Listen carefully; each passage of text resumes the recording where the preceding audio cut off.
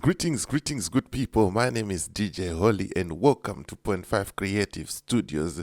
Chitubu che content, chitubu chisingapu, chitubu chinonwiwa nemunhu wese, chitubu chakavhenekwa chikaongororwa nanamazvikokota kunzi aiwaka. Chitubu ichi chine content iri healthy, content yakachena, yakakodzera kunge chikonsumwa nemunhu akaita kunge iwewe. So if it's your first time here, dzvanya subscribe button and the notification bell so that you don't miss out on any exciting content uploaded. Kana wanga wagara uri mugaro wepanapa, ndangokutenda nekuita sei nekukurumidza kubhadhara rent. Yes, hanzi naPresident Emerson Mnangagwa, Hakuna Hurumende Inovakwa Pasina Ruwoko Rwamwari. Yeah.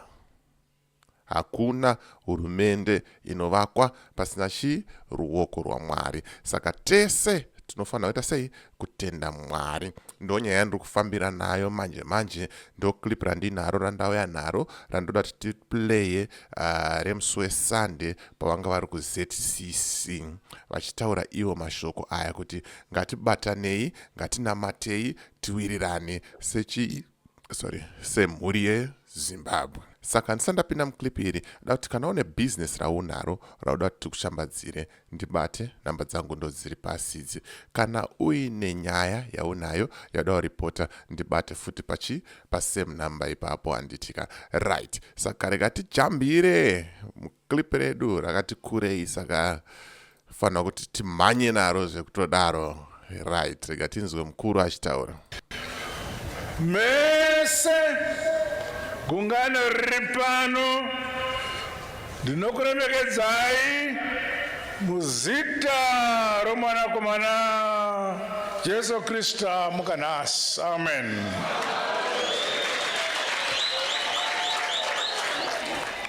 Rugare kwamuri maziyoni.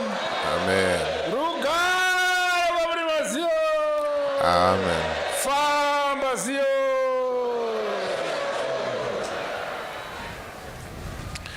Ndiverengere Psalm 122 verse 1. Shoko raJehovha rinoti.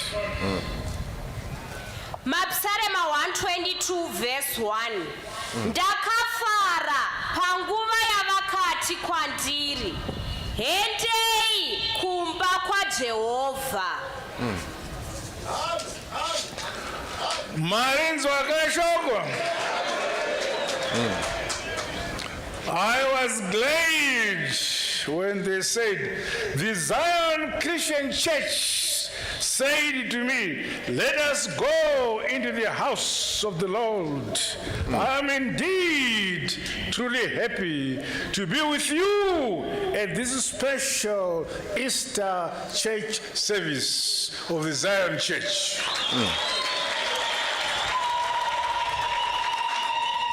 Ndafara kusangana nemi kuno kuZCC Mbungo tichirumbidza Jehova urugare. Amen.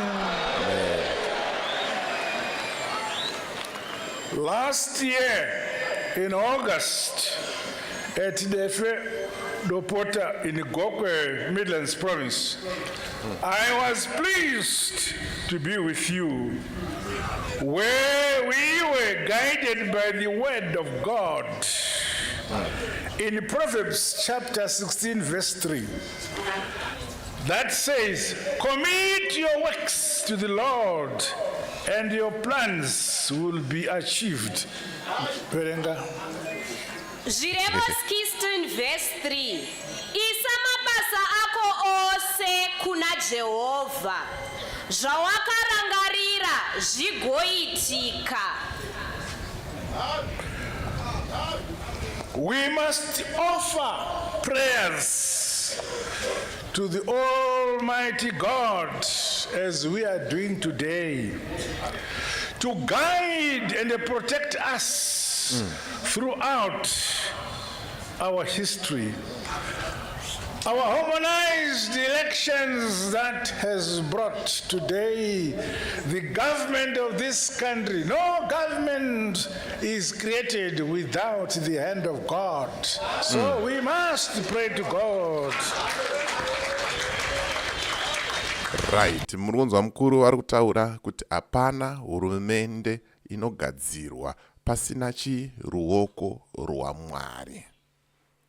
Hapana hurumende inogadzirwa pasina ruwoko rwaMwari.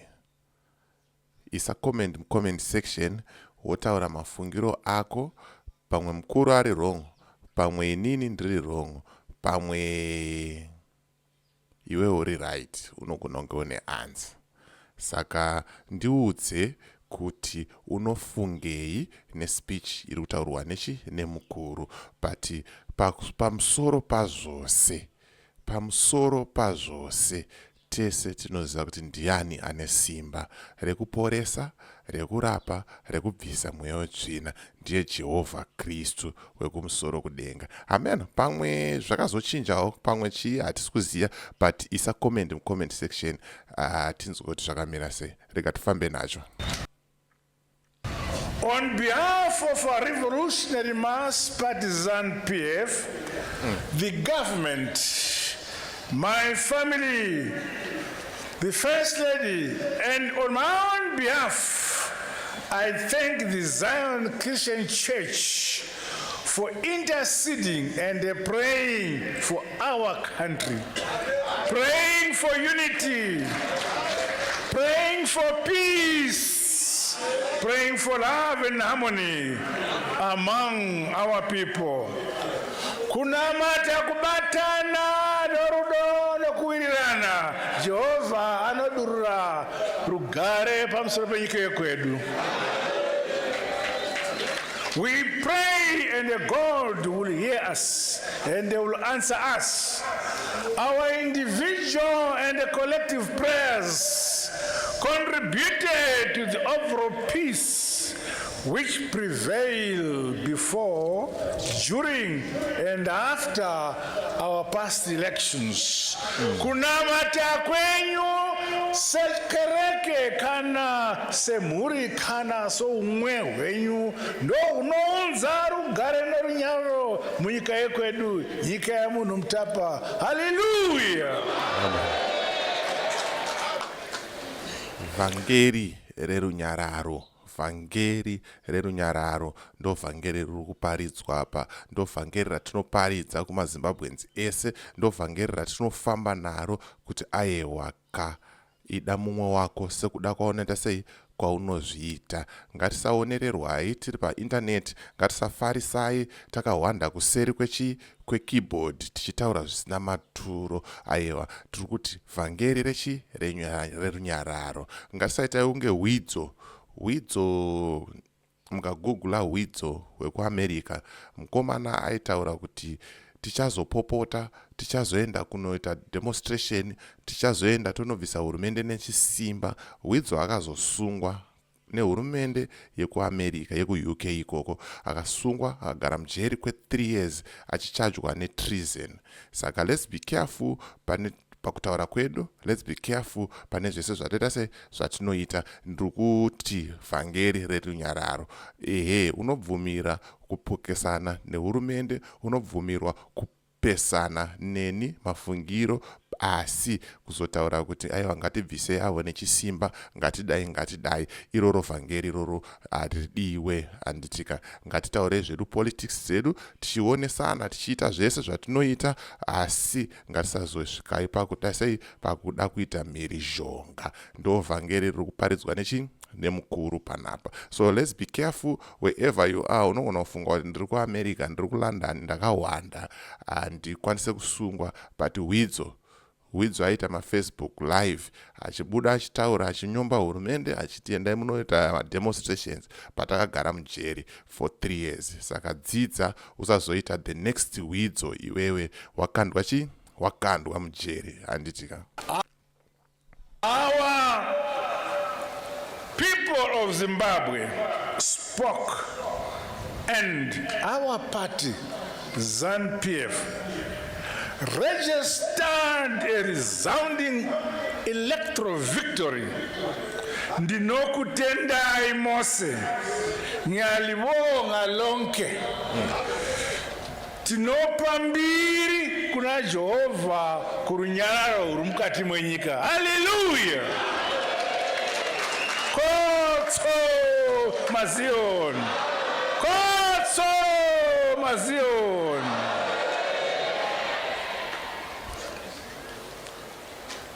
Today he has risen. Nasi mwanakomana amuka, rugare kwamuri, akunda rufu. He has conquered the death. He has conquered the sin. So, what do? We must pray and praise the Lord. We must pray and praise the Lord for conquering sin. How many? So one thing chando farira zvangu kuna advocate Nelson Chamisa, nyaya yekunamata, nyaya yekugara vachitaura mavhesi ndo iri kufambwa futi nemukuru panapa. Inyanhau yakanaka. Hakuna chinoramba nemunamato. Hakuna chinoramba nemunamato. So we must pray and keep on praying. Isawo mafungiro ako mu-comment section wotaura kuti unofunge chii. Handisi kuti ndingari wrong, handisi kuti ndingari right, but inyaya yekuti tinenge tichikurukura tiri panapa pachitubu. Chitubu ndechemunhu wese. Mafungiro nemaonero emunhu wese akaita sei akakosha. Hapana akangwara, hapana akapusa. Handenayo. Sunday is an important day among believers. Are we believers? Yes.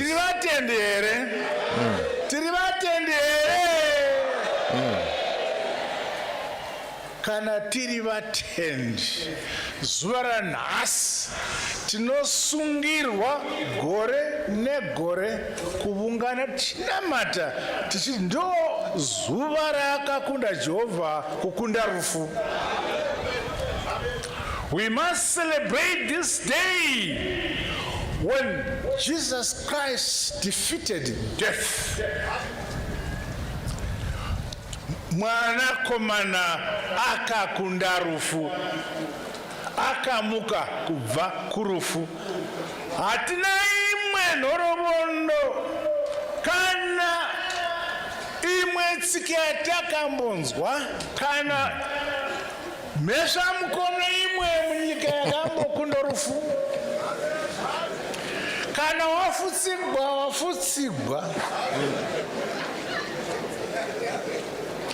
wapinda mumba isina window, imba isina mukova, hakuna akadzoka. Asi Jesu Kristu akadzoka akafamba pamusoro penyika, akaenda kudenga akakwana. Ndiye watiri kunamata Jesu Kristu nhasi.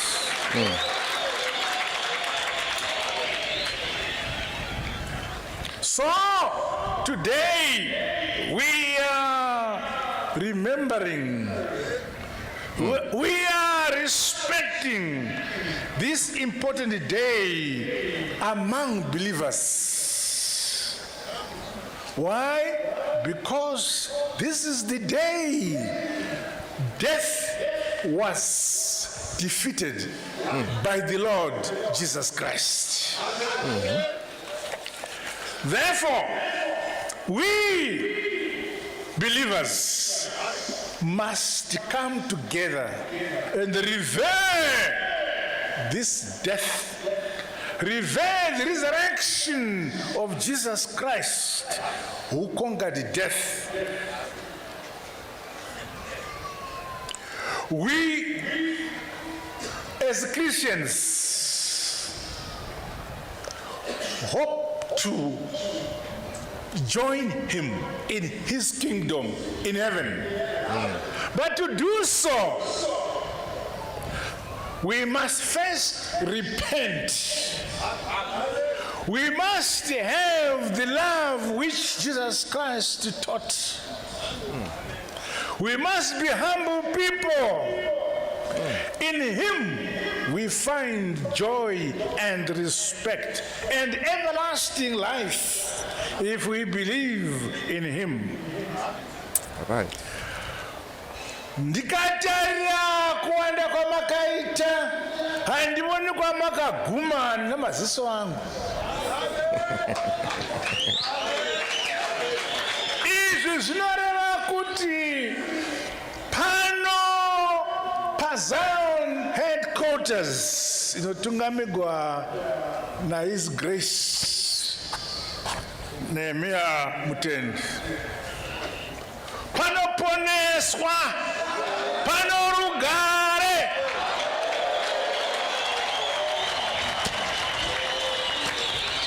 Kana pano paitukwa vana vaimbowanda kudai, vana vaindi kwavanotukwa, vanhu vanoenda kwavanoponeswa. Tose tiri pano toda kuponeswa, kasatavungana pano kuti tinzwe nzira yokuponeswa kuinda kurugare. Kotso Zion.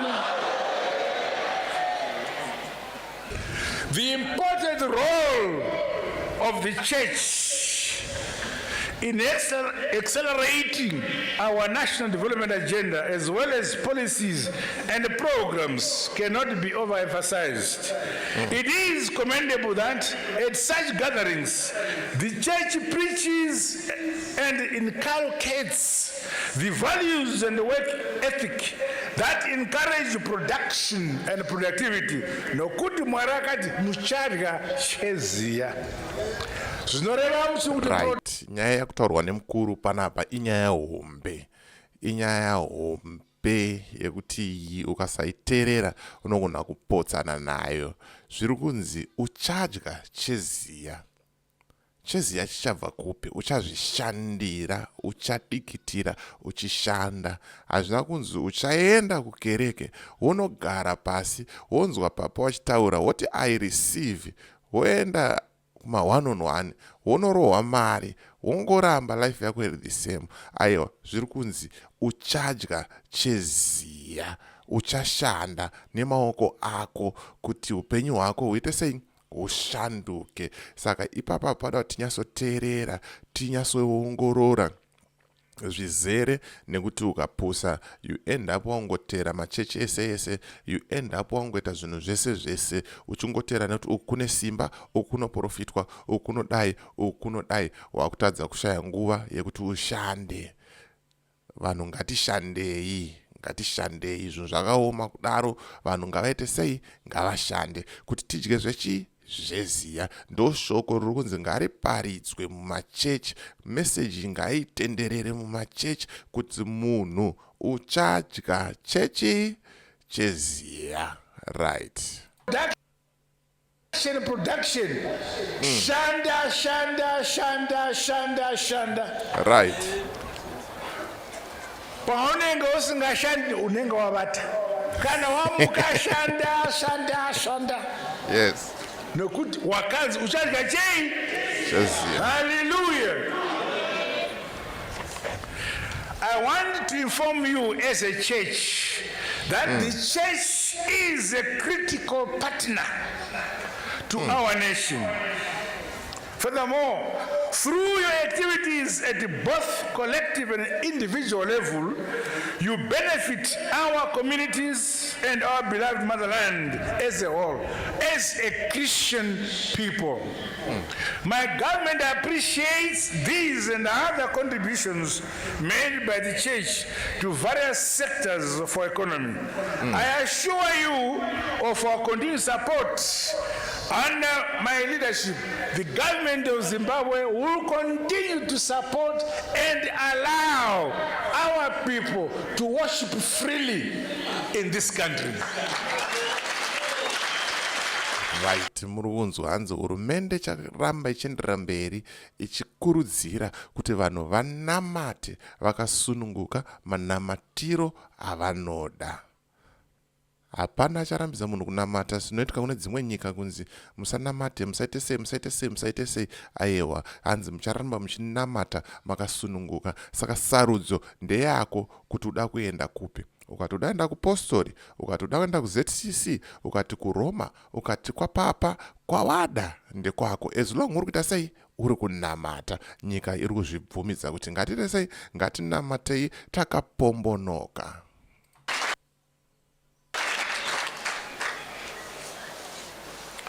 Like today, zuva ranhasi, tinokutendai your grace, amen. Handisati ndambovona vanhu vakawanda kudai. Yet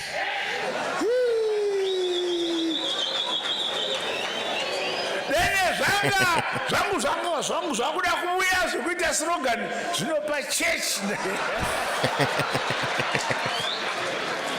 Pamberi nokubatana, pamberi nokubatana, pamberi nokubatana, pamberi nenyika yekwedu, pamberi nokuvaka nyika yekwedu.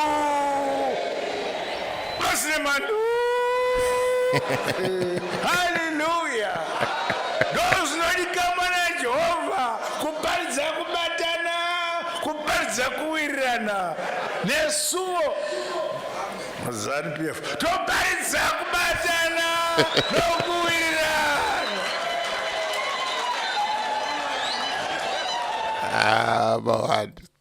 Mawani mazvinzwa mukuru achitaura kuti nesuwo kuZANU-PF toparidza kubatana nekuita sei nekuwirirana.